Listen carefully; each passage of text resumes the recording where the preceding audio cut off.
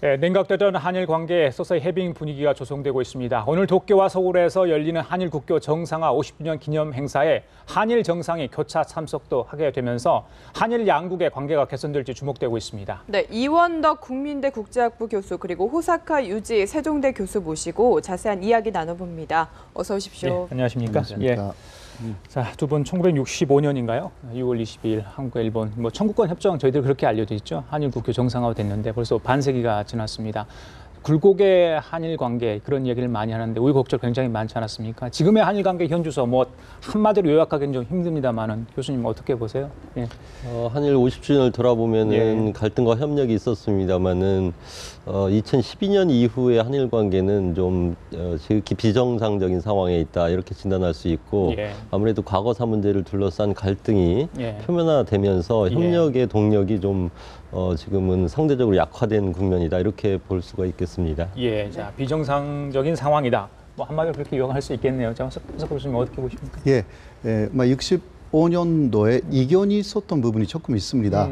그런 것이 요새 와서 50년이나 지났기 때문에 양국 관계가 많이 좀 바뀌었지 않습니까? 그 상황에서 그러한 이견이 있었던 부분이 조금 확대되어 온 것이 아닌가 그렇게 보여집니다. 물론 해결을 해야 되는 문제들이 많다. 그런 이야기죠. 산적할 해결할 굉장히 많죠. 네. 네. 교수님 2012년 이후로 비정상적이다 이렇게 말씀을 하셨는데 역대 최악의 관계다 이런 이야기까지 나오고 있습니다. 양쪽의 책임이 다 있겠지만 특히 어느 부분이 가장 문제라고 보시나요? 아무래도 지금 양 정상 간의 대면이 3년째 멈춘 상태이고 또 양국의 국민 감정이 상당히 악화되어 있습니다. 일본 내에서의 한국에 대한 호감도가 좀 밑바닥에 와 있고 또 한국의 그 반일 감정도 상당히 좀 높아진 그런 국면에 있다고 봅니다. 그런 가운데에서 경제 교류나 무역, 투자, 인적 교류 이런 것들이 상당히 좀 약화되고 있고 또 안보 협력이나 그 밖에 문화적인 차원에서의 교류 협력도 과거에 비해서 많이 약화되고 있다 이렇게 진단이 됩니다. 교수님도 일본 자주 방문을 하실 텐데 그게 피부로 좀 느껴지십니까? 어떤 5년 전 상황, 10년 전 상황, 그리고 최근의 상황 이런 것들이 최근에 한일 관계가 아무래도 냉각됐다고 하는 걸 여러 측면에서 느끼게 됩니다. 예컨대 동경에 있는 신주쿠 주변에 혐한시 같은 것들이 심심치 않게 일어나고 있고 또 가장 저도 충격을 받았습니다마는 고등학생 레벨에서의 교환 유학 같은 것들이 잠시 소강 국면에 들어가고 있다고 합니다. 예를 들면은 한국에서 오는 고등학생의 홈스테이를 맡아주려고 했던 그런 집이 과거에는 서로 맡아주겠다고 해서 경쟁이 있었습니다만 지금 별로 그런 분위기가 좀 잦아들었다고 하고요. 여러 측면에서 보면은 인적 교류나 왕래에서 많이 위축되고 있는 그런 것들을 우리가 목격할 수가 있습니다. 자, 호사카 교수님, 책임 소재 부분과 관련해서 여러 가지 이야기가 나올 수 있습니다만 일본 측의 책임을 저희들이 묻는다면 가장 실책을 하고 있다, 또 잘못을 하고 있다. 이 부분은 좀 아쉽다는 부분이 있다면 어떤 겁니까? 예를 들면 청구권 문제라는 게 있지 않습니까? 65년도에 청구권 협정에서는 개인 청구권까지 일단 해결되었다. 이러한 문구를 볼 수가 있습니다. 그러나 그 이후에 일본 정부의 특히 재판소 법원에서는요, 소액이라고 해도 일단 이쪽의 청구권을 어느 정도 인정해서 올해도 199엔 지불을 해라라든가 사실 일본 사법에서도 개인 청구권은 소멸되지 않았다라는 그러한 입장입니다. 그러나 일본 행정부 쪽은 65년도에 모두 해결되었다. 이렇게 상당히 입장 차이를 보이고 있는 거죠. 그런 부분에서 이쪽에 한국 쪽에서는 거기에 대해서 행정부는 조금 말을 안 하고 있고 사법은 오히려 개인 청구권이 남아 있다. 근데 이런 것이 사실상 위안부 문제도 그렇고 간제징용자에 대한 폐산 문제도 상당히 큰 문제로 지금 부산되어 있는 곳이고 이게 더 국민 감정에 많이 반영되어 있습니다. 그래서 일본 쪽은 65년도에 다 끝났는데 한국은 그것을 다시 뒤집으려고 하는 신뢰할 수 없는 국가다. 이런 식으로 말하기 시작하고 있고 한국 쪽은 이것은 당연히 그 배상해야 되는 문제다. 이런 식으로 맞서고 있는 상황이 아닐까. 이런 것이 본질에 있다. 그렇게 보고 있습니다.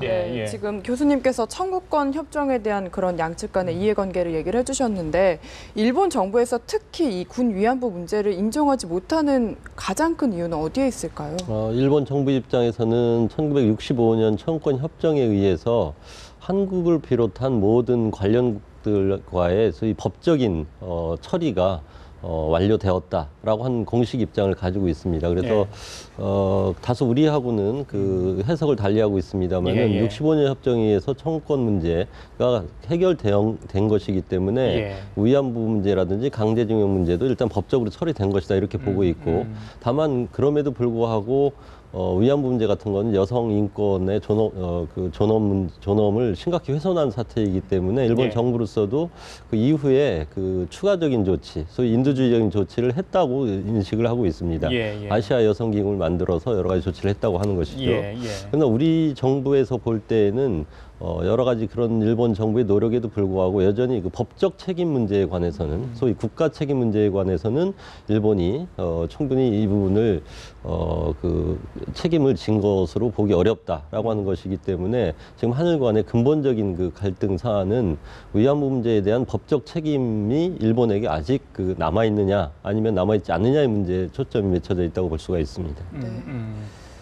자, 그리고 오늘이 이제 한일 수교 50주년인데 양국 대사관에서 리셉션을 하죠. 거기에 어젯밤 전격적으로 결정이 됐는데 저희 정부가 먼저 이제 우리 정부가 먼저 제안을 한 것 같습니다. 양국 정상 교차 참석을 하기로 결정을 했는데 굉장히 의미가 있다 이런 분석이 지금 나오고 있습니다.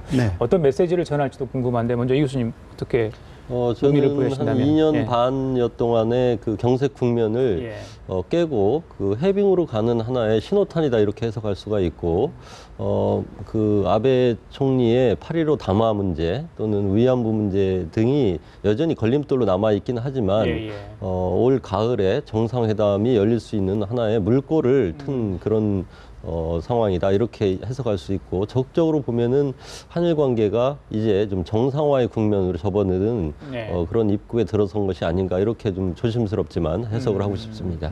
교수님께서는 어떻게 보시나요? 그 단적 일본 쪽은 특히 그 일본 정부 차원에서는 현재 국회가 열려 있어가지고 상당히 그 다른 바쁜 일정이 있다라고 해서 참석을 못한다라는 메시지를 했습니다. 그러나 그 일본 국회에서 이것을 다 참석해야 된다. 그런 식으로 동의를 했다고 합니다. 그렇기 때문에 일본 국회의원, 특히 일본 국민들도 이런 식으로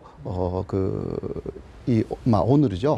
오늘 축하하는 것이 대단히 중요하다라고 생각하고 있다는 상징적인 의미가 있다고 볼 수가 있거든요. 그런 면에서는 양국이 지금 이원호 교수님 말씀하셨습니다만은 새로운 그 50년에 대한 그 좋은 출발 그런 신호탄으로 볼 수가 있는 것이 아닌가 이렇게 봅니다. 이 신호탄이 잘 쏘아 올려져서 좀 관계가 잘 풀어지려면 아까 조금 전에도 이야기를 했지만 좀 군 위안부 문제가 어쨌든 좀 진전이 있어야 할 것 같은데 박근혜 대통령은 마지막 단계다, 진전이 있다 이렇게 언급을 하기도 했었거든요. 교수님께서 어떻게 보시나요?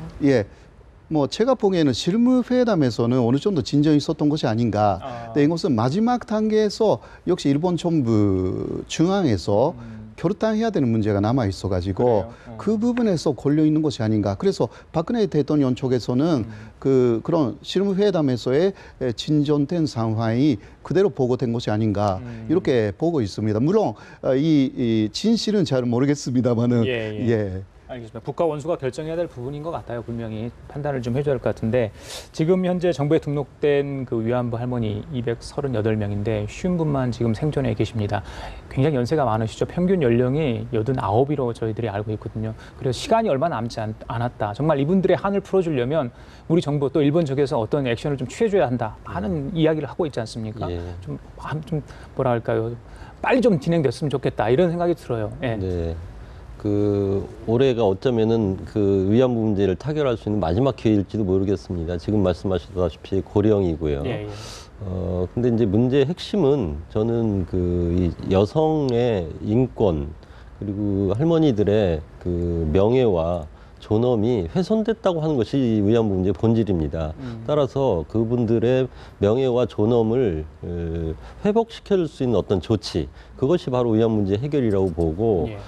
그런 의미에서는 이제 법적 책임이라고 하는 굉장히 높은 그 허들이 남아 있긴 하지만, 일본 정부가 특히 아베 정부가 그 위안부 문제에 대한 사실을 솔직히 인정을 하고, 그리고 공식적인 사죄를 표명한다고 하면 상당히 그 고비는 넘은 것이 아닌가 이렇게 보고 있고, 플러스 알파인 소위 금전 조치에 대해서는 정부 예산을 통해서 일본의 예. 정부 예산으로 그 피해자들에게 금전적인 조치가 이루어진다고 하면은 지급 조치가 이루어진다고 하면은 상당히 정부의 책임을 인정하는 것으로 해석할 수 있는 측면이 있기 때문에 완전히 어려운 것은 아니다. 그래서 어느 정도 양 지도자가 정치적인 그 결단을 내리기만 한다고 하면은 어느 예. 정도 위안부 문제는 매듭을 질 수 있는 그런 이슈가 아닌가 저는 그렇게 보고 있습니다. 네, 그리고 지금 한일 관계에서 가장 큰 주목을 받고 있는 것 중에 하나가 또 8월로 예정돼 있습니다. 이 아베 총리의 전후 70주년 담화가 아닐까 싶은데 네. 어느 정도 수위가 될 거라고 예상하시나요?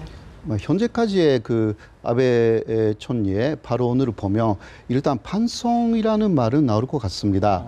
그러니까 2차 대전이나 식민지 지배에 대한 반성, 그러나 거기에 대해서 일본 쪽에서 잘못했다라는 사죄라는 말은 아직은 조금 그 넘어야 할 사안이 좀 있는 것 같습니다. 반성 얘기는 과거 일본 수상들이 하지 않았나요? 그 예, 수준에 머물 수밖에 없는 상황인 것 같아요. 예, 반성으로 넘어서 예. 그러니까 사죄 뜻은 그 무라야마 담화에서는 확실하게 이야기를 했습니다. 그렇죠. 근데 그것을 일단 계승한다라는 말은 있습니다. 그러나 같은 내용이면 말할 필요는 없는 것이 아닌가 이런 이야기도 나와 있기 때문에 그 부분에서 반성을 사과, 사죄 이런 식으로 조금 바꾸면 우리 한국 쪽에서는 완전히 오케이가 나올 것이 아닌가. 그러나 지금 그 부분도 결정되어 있는 내용이 아니라 계속 이쪽에서 그렇게 하는 것이 바람직하다라고 요청하고 있다라고 할까 그런 상황이라고 할 수 있죠. 예. 교수님, 예. 지금 아베 담화에 대해서는 한국, 중국으로부터의 압박도 있고 또 일본 국내, 미국으로부터의 프레셔도 있습니다. 그래서 이 소위 통절한 사죄라고 하는 부분을 언급할 것이냐, 또 식민통치, 침략전쟁이라고 하는 단어를 과연 담화에서 사용할 것이냐 하는 게 지금 관건이 되고 있는데 예, 예. 아베 정부로서도 상당히 이 문제를 결정하는데 여러 가지 변수가 있기 때문에 쉽사리 그 아베 총리 스스로 가지고 있는 어떤 정치적인 신념을 그대로 표출하기는 어려운 측면이 있다고 봅니다. 그래서 사방의 압력을 받고 있기 때문에 예. 어느 정도 사죄 반성의 수위를 높이지 않으면 안 되는 측면도 있다고 봅니다. 근데 최근 그 뉴스 나오는 걸 보면은 혹시 아베 담화에서 그 수위가 그다지 높지 않은 그 상태로 나올 것을 염려해서 일본 각의 내각의 결정이 아닌 형태로 한다거나 개인적인 그 소신의 표명의 형태로 한다거나 또는 그 시기를 좀 조절해서 8.15가 아닌 초점을 덜 받을 수 있는 그런 식으로 조절한다거나 하는 얘기가 나오고 있습니다. 예. 여기서 우리가 좀 강조해야 될 것은 50주년의 무라야마 담화가 상당히 높은 수준의 그 반성이 언급되었고 60주년의 고이즈미 때도 마찬가지였습니다. 예. 그래서 그 고이즈미 담화 그 이번 아베 담화의 내용이 일본 정부의 공식 입장을 최종적으로 결정하는 것은 아니라고 봅니다. 이 시기에 있어서 총리의 개인적인 어떤 정치적 신념, 사관을 반영하는 그런 측면이 있기 때문에 너무 그것에 우리가 그 전부를 걸을 필요는 없다고 생각합니다. 그래요. 외부적인 요인도 좀 한번 짚어봐야 될 것 같은데 지금 미일 관계에 보면 굉장히 지금 가까워지지 않았습니까? 근데 미국의 역사학자들, 석자 교수들도 아베 총리의 역사 인식에 대해서 많이 이제 문제를 지적하고 집단 성명까지 냈는데 자 그럼에도 불구하고 미동을 하지 않고 있거든요. 자 사실 미국의 눈치를 볼 필요는 없다고 보는데 이 한일 관계에서 어떤 외부적인 요인들 어떻게 보십니까? 그 부분에 대해서. 여기 외부적인 압박이 있습니다만은 그 아베 총리는 좀 제가 보기에는 일본 정치인 중에서도 스펙트럼으로 보면 상당히 오른쪽에 치우쳐 있는 지도자입니다. 그리고 특히 그 침략 전쟁이라든지 위안부라든지 이런 문제에 대해서 고집스러울 만큼 좀 알레르기 반응을 가지고 있는 측면이 있습니다. 그래서 그런 객관적인 그 국제 여건이나 또는 일본 국내 여러 가지 사정을 고려하면은 상당히 심도 깊은 사죄 반성을 표명하는 것이 맞습니다만은 그 아베 총리 개인의 어떤 그 특성, 퍼스널리티 이런 것들이 지금 그 크게 반영되고 있는 상황이어서 우리가 예단하기는 좀 어려운 상황이다 이렇게 보입니다. 네. 자, 그리고 저기 일본의 근대 산업 시설 있잖아요. 세계 네네. 문화유산, 유네스코 세계 문화유산 등재. 일본이 추진하려고 했는데 군남도가 있습니까? 네네. 군남도 23개 시설인가요? 예, 맞습니다. 무슨 혹시 가보셨어요? 아, 일본인들한테 어떤 시설로 인식이 돼 있습니까, 거기가? 뭐 23군데이기 때문에 일단 그 메이지 시대, 그러니까 1968년부터 1912년, 일본은 1910년까지라고 하고 있는데 그때 산업혁명의 상징 이런 식으로 그 일본 정부가 말하고 있고 또 그런 그 당시에 시설을 많이 뽑았습니다. 그러나 문제는 그 7군데가 조선인 간제징용이 이루어졌던 시설이다라는 것이고 또 이쪽에서 말하고 있지는 않지만 요시다 쇼인라는 사람의 쇼카 손주라는 요시다 쇼인라는 사람이 누구냐고 하면 그 아시아나 조선에 대한 침략 사상을 갖고 있었던 사람이고 이토 히로부미 이등 반무의 스승이 되는 사람이고요. 그 사람의 제자들이 침략 일본을 만든 사람들이에요. 다 그 사람의 소당이 들어가 있는 곳입니다. 그러니까 그런 것을 알게 되면 상당히 23군데라는 것이 문제 삼을 수밖에 없는 부분이 없지 않아 있습니다. 그러나 일단 뭐라 할까 이쪽의 요구였던 역사적인 사실을 반영해달라. 그것을 어제 회담에서 어느 정도 일본 측에서 받아들였다라는 뉴스가 나오지 않았습니까? 그래서 이런 부분이 반영이 되면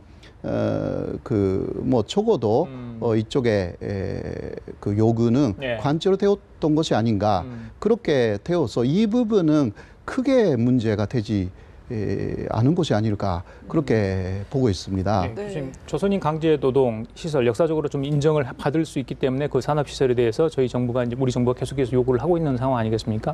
오늘 나온 이야기가 방금 말씀하신 것처럼 사실상 합의가 된다 이런 이야기인데 걱정되는 게 이런 시설들이 뭐 당시에 이제 메이지 유신 시설이랄지 이제 강점기 시설이 굉장히 많을 것으로 보이는데 다른 시설도 이렇게 역사 왜곡은 아닙니다만은 이렇게 자기들이 알리려고 고의적으로 좀 이용하지 않을까 그런 걱정도 돼요. 어떻게 보십니까? 일단 이번 합의는 저는 상당히 의미 있는 진전이다 이렇게 봅니다. 이커머스라고 세계 전문가 위원회에서도 역사를 잘라서 1910년까지만 기록하고 그 이유는 모른다라고 하는 건 있을 수 없기 때문에 풀 히스토리를 기록하라고 했거든요. 그러니까 강제징용의 역사를 포함한 명치산업시설의 등재가 이루어지는 것이 합당하고 또 양국 그 외상회담에서도 이런 원만한 합의가 이루어졌다고 하는 것은 그 한일 관계가 좀 그 진전될 수 있는 좋은 모멘텀을 이번 만든 것이 아닌가 이렇게 좀 보고 있고 이러한 그 소위 시너지 효과가 높은 어떤 한일 간의 합의들이 앞으로 한일 관계를 진전시키는 데 상당히 중요한 역할을 하리라고 평가합니다. 그래요. 한두 가지만 더 여쭤볼게요. 그 전후 독일이 보여줬던 어떤 그런 사죄와 반성의 모습 지금 70년간 계속되고 있잖아요. 저희 국민들은 그 모습 보면서 왜 일본은 저렇게 독일처럼 하지 못하는가 그런 생각 많이 하거든요. 자, 뭐 이게 국민성의 차이입니까? 어떤 차이라고 보세요? 독일은 그 역사 문제에 대해서 그 주로 그 사죄 반성을 했던 것은 그 포인트는 나치즘에 대한 그 유태인 박해자 문제에 대해서 굉장히 그 포커스를 맞춰서 사죄를 했던 것이고요. 또 유럽 전체의 그 국제 관계 속에서 독일의 사죄가 존재했다고 봅니다. 일본도 그런 맥락에서 보면은 동아시아 국제 관계 속에서의 사죄라고 하는 것이 중요할 수밖에 없는데 결국 동아시아가 21세기에 공동 번영하고 평화로 나가는 데 있어서 이 과거사 문제의 그 어느 정도의 청산은 불가피하다고 보고 이런 그 관점에서 보면은 독일의 사죄라고 하는 건 결국은 시간 문제라고 생각합니다. 동북아시아 전체가 지금 중국, 한국의 그 상대적인 성장으로 말미암아서 상당히 그 세력 그 전이가 일어나고 있거든요. 이런 속에서 일본이 고집스럽게 과거사 문제에 대해서 반성을 하지 않고 또 사죄를 거부하는 그런 그 입장이라는 것은 있을 수가 없다고 보고요. 결국 시간의 문제다. 저는 이렇게 보고 있습니다. 네, 일본 정부의 과거사 회피도 문제긴 하지만 뭐 이렇게까지 관계가 경색된 데에 대해서 우리 정부의 책임론을 거론하는 분들도 있습니다. 남은 한일 관계 좀 2년 정도 남았는데요. 박근혜 정부가 어떻게 끌어가는 게 좋을까요? 여러 가지 그 문제는 산적되어 있다. 그렇게 할 수가 있습니다.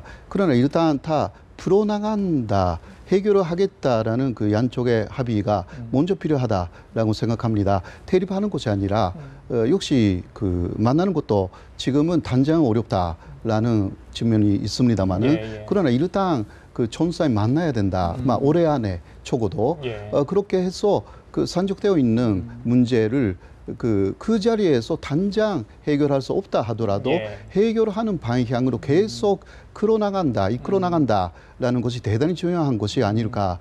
그렇게 되면 일단 그 한일 관계를 개선하겠다는 의지가 양쪽 전사에게 보이기 때문에 한일 관계는 자동적으로 개선되는 것이 아닌가 그렇게 보여집니다. 알겠습니다. 자, 오늘이 한일 수교 50주년인데 양국 대사관에서 교사 참석하는 대통령들이 어떤 메시지를 전달할지 좀 지켜보도록 하겠습니다. 지금까지 이원도 국민대 국제학부 교수 그리고 호사카 유지 세종대 교수였습니다. 두 분 말씀 잘 들었습니다. 감사합니다. 감사합니다.